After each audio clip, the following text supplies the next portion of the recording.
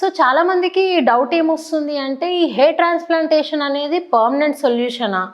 Pain ఉంటదా? అని main doubts ఉంటాయి. సో బేసిక్‌గా హెయిర్ ట్రాన్స్‌ప్లాంటేషన్ అనేది పర్మనెంట్ సొల్యూషన్ అని ఎందుకు కన్సిడర్ చేయొచ్చంటే, ఏ హెయిర్ అయితే బలమైన హెయిర్ ఉంటదో, మన హాస్పిటల్ స్కాల్ప్ గానీ, లేకపోతే బియర్డ్ గానీ, లేకపోతే బాడీ హెయిర్ గానీ, సో ఈ హెయిర్ అంతా గూడా తీసి మనం హెయిర్ లేని ప్లేస్‌లో పెడతాం గాబట్టి, పెట్టిన హెయిర్ అనేది జీవితాంతం పెరుగుతూనే ఉంటుంది.